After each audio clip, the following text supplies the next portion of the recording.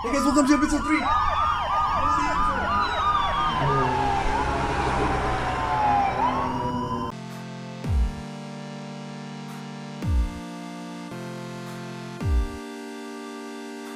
Okay, welcome to episode 3.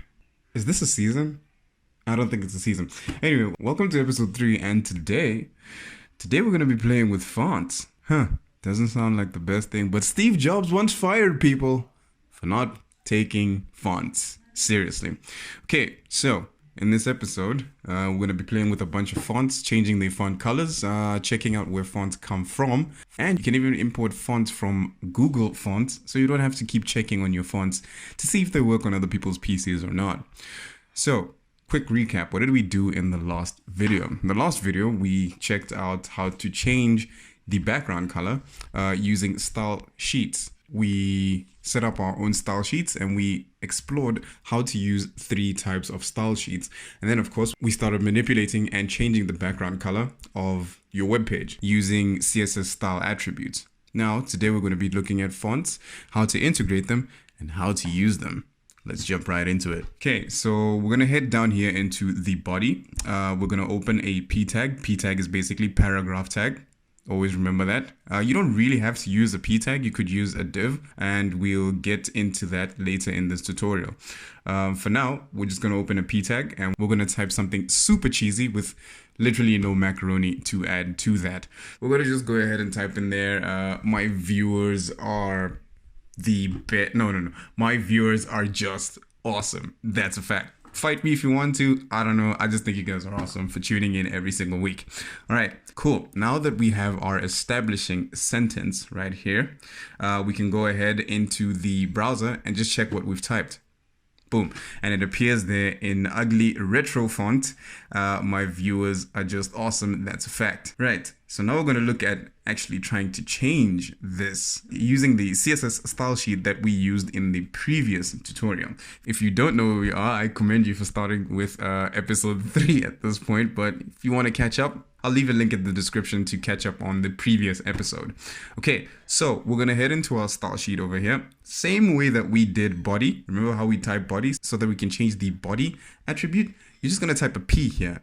Open squiggly brackets, close squiggly brackets, and I promise you this is the last time I'm actually saying squiggly brackets ever. I'm going to Google it today. That is on my to-do list today. Okay, so once you've typed your squiggly brackets, just leave a little bit of space open there. So what we're trying to do here is change the font, right? And manipulate the font. So just like you want to change the background color of something, you would type background and then color. In this case, we're trying to manipulate anything to do with font. So first, we're going to look at the kinds of fonts that you want, right? So we want to look at the associations of fonts, right? So we call them font family in this case because they belong to a family. And you'll see why just now after we type font family. So you're going to type in font family, and then from there, you're going to type in colon. Yes, that's right. That is correct. I learned the word for double point. It's colon. Cool. So you're going to type in a colon, not semicolon. We can't start with semicolon. We're going to type colon, right? And then we're going to close it with a semicolon. Your boy Ed is getting smart. I'm just telling you, man. I'm just telling you. Anyway, in between those, as soon as you type the colon, a bunch of hints are going to come up where you can manage your fonts, you can tell it important and so forth. But first, you're going to see the suggested fonts that are universal to every single computer, that every single computer will literally pick up on. So to get this example going, what we're going to do here is just choose the first line so that we can at least start to talk about it a little bit. We're just going to choose the first line here. We're going to double click on that and you can see it'll pop in there the entire line of fonts. Right, so this is an entire font family. But what does this all mean? Well, these are fallback fonts. Basically, it's telling itself that this is a contingency plan. What it's going to do first is start with the first font, which is Cambria. Its fallback is Liberation Serif. And then we get into interesting territory now with the fonts. Let's go into our browser and hit refresh. In the browser, the font has changed. What the font used to look like before and what the font looks like now is a little bit different. Okay, so let's go back to Dreamweaver and try to explain exactly what is happening in that line of code. Cool, we start off with Cambria, which is the name of the font, and then the font face is Hoffler text. So why are there 3 font families? It's basically like a contingency plan. It's basically telling itself, hey, listen, we're going to start with Cambria, right? If Cambria does not show up on other people's computers, then we're going to look for Times. If we can't find Times, put anything with a serif-based font in there. So it's basically like if you find a Vans shoe, first look for it in black. If you can't find it in black, then look for it in purple. If you can't find it in purple, literally any other color that isn't white will do. It's a weird explanation, but at least you understand the association. To further explain and drive this point home, we're literally going to start deleting font faces and font families off. So we're going to start with the first one. So we're going to delete Cambria and Hoffler text and literally see what happens in the browser when we hit refresh. And boom, as you can see, because Cambria is not there anymore, the next font in line is Times. And if we delete Times right now, right, the next viable font choice on my PC would probably be fallback serif. That's why when we delete Times in the browser, nothing happens. Cool. So moving on. Now we're going to choose a stronger font so that you can see the differences here between serif and sans serif fonts. We're going to delete the colon and then retype it again so that we can get those nifty hints. And then we're going to go down to the line where it says Gotham and sans serif. We're going to double click on that and it's going to appear right here. And as you can see again, just to go through it again, Gotham is the font family. Helvetica Neue is the font face in which it's going to be choosing from. And then if your PC doesn't have Gotham, then it's going to revert to Helvetica and then to Arial and sans serif finally as the final backup plan. Just a little pat on the back there for font family, always having our back, you know? This is a family. This is a family. Cool. Now that we have our font family, the next thing we want is that people can be able to see our text because it's looking a little bit tiny right there, isn't it? Right. So we want to now change or influence the size of our font. If you put that together, then you get your next command, font size. You're trying to change the size of the font, so intellectually it will tell you that you want to change the font size. Cool. Let's go ahead and type that in, font size, and then hit the colon. And you will get, just like always, never failing, you will always get code hints. A rule of thumb is that in code, we basically always use pixels unless it demands something else. You are more than welcome to use anything else. You could use ems, you could use centimeters, millimeters, anything you want basically, but those tend to be like really massive, you know, like really massive. So the ones that are most accurate are pixels because, well, when you build anything for digital, pixels are the way. Then we'll talk about percentages. Those are a whole lot of fun. Those are a whole lot of fun, and we're going to talk about them in depth in coming tutorials. Yes, I know.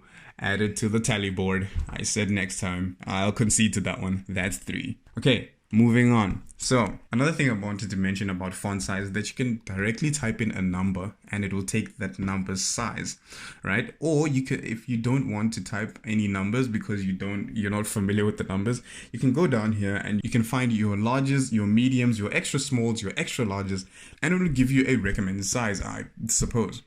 But experiment with the numbers and actually try to see how big you can get stuff and how small you can get stuff without actually like starting to ruin things, like hectic ruin things. But I don't really think you can ruin things on code, so it's more of experimenting and seeing what works and what doesn't work and just never doing it again, you know? Okay, cool. Now that we've talked about font size, we've chosen the ideal font size, I suppose, according to me. Yours could be different, doesn't matter. Now that we've chosen the font size, we're going to go into our browser and then hit refresh and see these changes actually take place. Whoa, that's a little bit too big for me. Okay, so we're going to go into font size and then we're going to change it down to about, 25 pixels. And then we're going to go back to our browser and hit refresh. And yeah, that looks a lot better. But if you notice, our text is leaning way to the left, all the way to the left. And what if you don't want it to lean all the way to the left? Is there a way that we can actually center our text? Yes, yes you can. Except this time, we're not going to say font. This is text. This entire group here is called text, right? The font is what the text looks like. The text is the entire line of text. And therefore, that's where we get our next attribute. It's not font align. Instead, it will be text align. Right, so we're going to type text align, colon, and we'd get, again, our code hints. And in our code hints, we get inherit, we get center, we get left, and we get right. These are literally self-explanatory. Do you want your text to the left? Hit left. Do you want your text to align to the right? Hit right. But for these purposes, we want it to align to the center. Go ahead and hit center. Save this document. Go over to our browser, hit refresh, and boom, our text has moved to the center of the page. Perfectly aligned with equal space on the left and equal space on the right. Why is this happening? Short explanation, we haven't typed in the width yet. And that's a good thing actually. Trust me. Just a bit of an add-on on text align is that it's aligning the text to the center of this imaginary square that the text is in. What do you mean by imaginary square, Ed? Everything that you create on an HTML page is fitted into an imaginary square. An imaginary square? Yes, an imaginary square. Everything on an HTML page is fitted into an imaginary square. It stacks all your content on top of each other, reading it from top to bottom. That's why you scroll down in a website. Let's further illustrate this with an example. Let's go down and type background, and we're going to give it a, I don't know, red, just to demonstrate this example. Save this page, head over to the browser, hit refresh. There it is. The red imaginary box now has a color. So you can see that everything is encased in a square. That square right there is containing your text. The P tag is a square. Anything else that we type is going to be a square. It's not going to be a circle. It's not going to be a triangle. It's always going to be a square. Think of it like a warehouse. It's easier to pack square boxes than triangle containers. Yes, true. There will be a methodical way to stack triangle boxes. But look, it makes it more understandable and relatable if it's in story mode, okay? So stacking boxes is easier than stacking triangles. Now, moving on. So we've made our paragraph tag and we've changed the font. But what if we wanted to make another paragraph, but with different styles? And yes, you right there in the back, Timmy, asking the right logical question. How would that work? Since all the P tags on the page are targeted to do the same thing.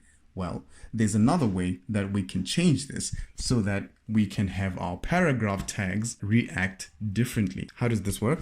Well, we're going to find out now. We're going to start off first by duplicating this paragraph tag. And then in here, we're just going to write my viewers can wrestle a bear and win. Because I really believe you guys can literally take down a bear. Because I literally think you guys are wizards. What can't you do at this point? Anyway, and then we're just going to go over to our browser and obviously it should change, right? They look exactly the same. The only difference is that the text has changed. But we don't want this, do we? We want our bottom paragraph to react differently to our above paragraph. Let's look at a way that we can do that. There is a way. We don't have to type P for paragraph.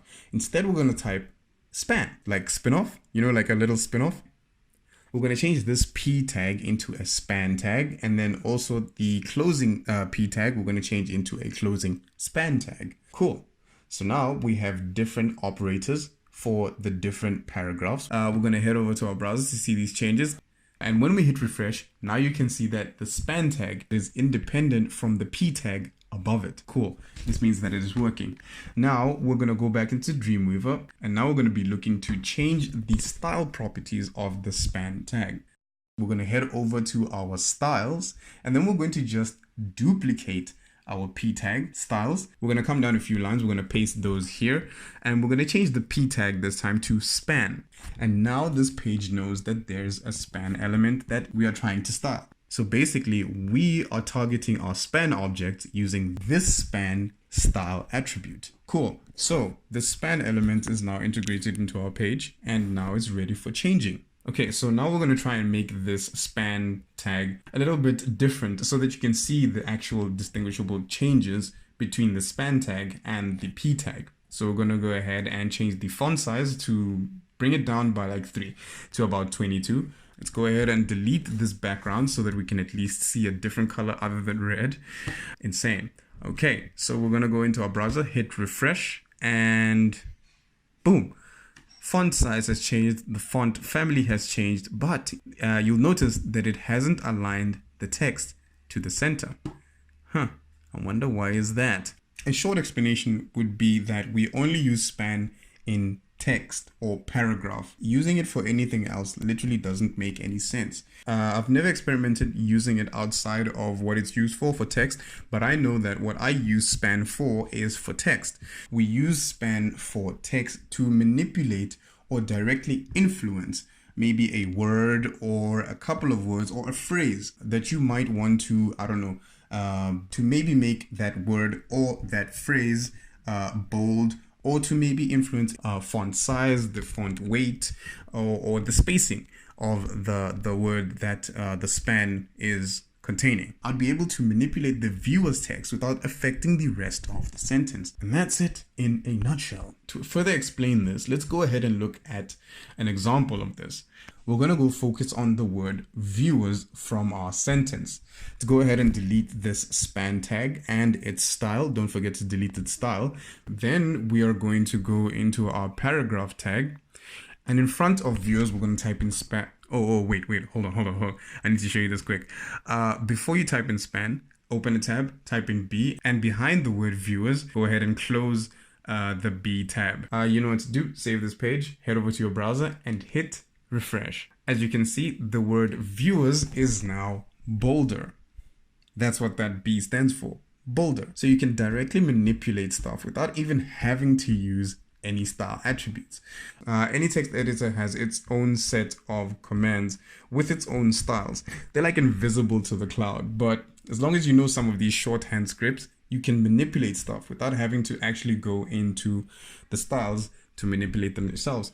It's kind of like a quick fix, basically. If you really want to make something very bold very quickly, just come down to whatever it is you want to manipulate very quickly.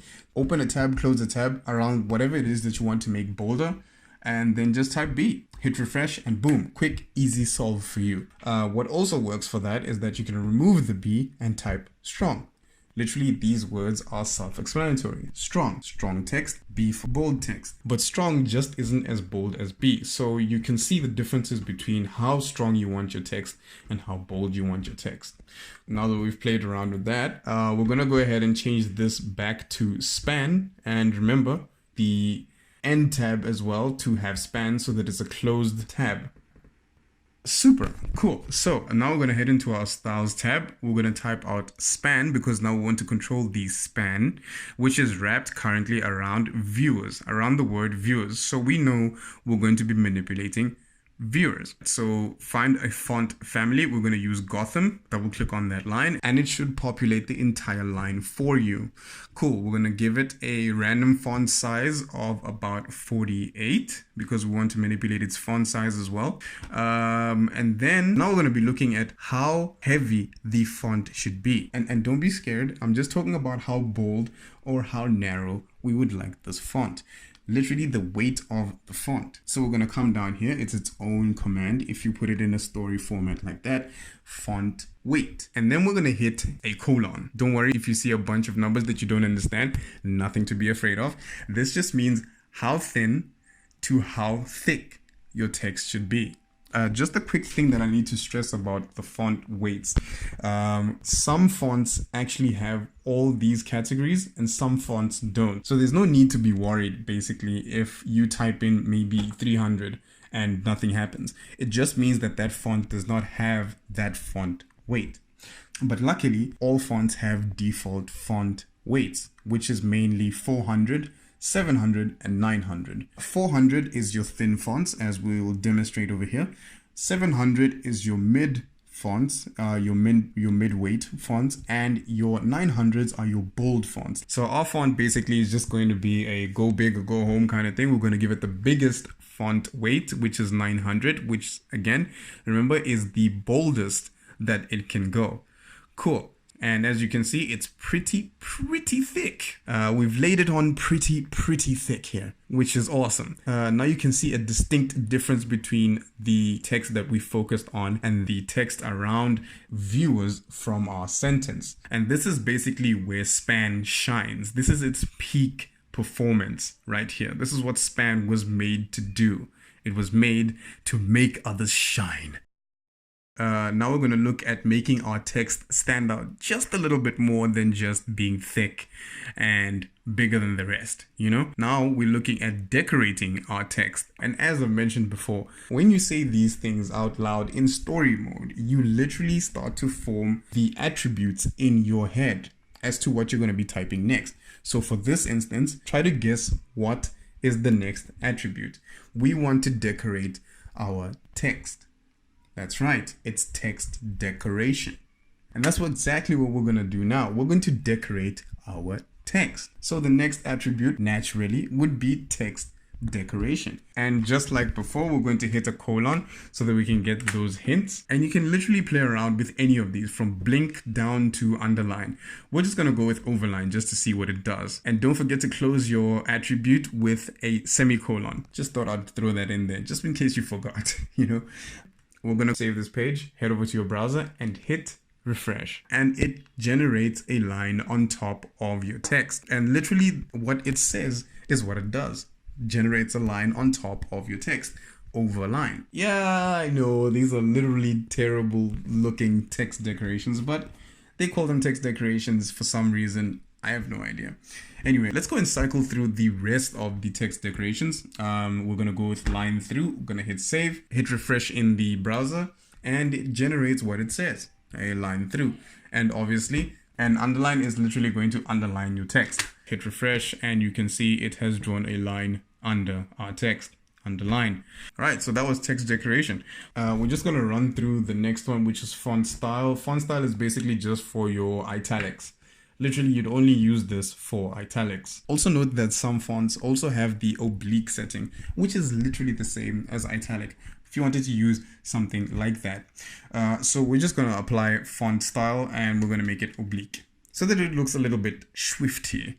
I always liked italics, but everybody always told me italics are for losers. I guess I'm a loser today, aren't I? Okay. Cool. So save that and hit refresh. And as you can see, we have what we want. We have leaning bold text. That worked out better than I thought.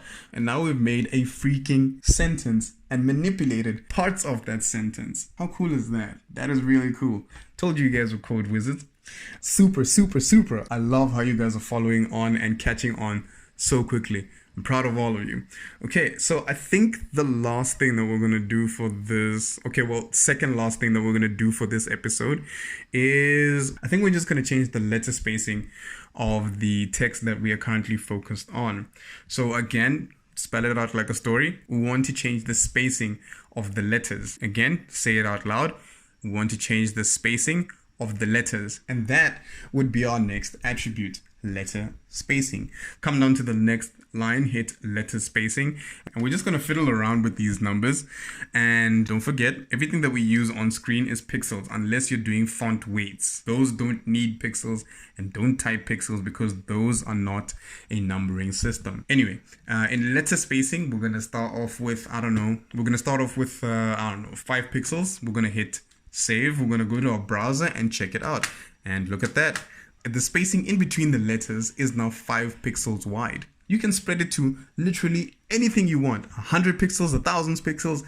Go crazy. Experiment and see what you can come up with. Cool. If you put it back at 0 or delete the line entirely, it brings it back to default space.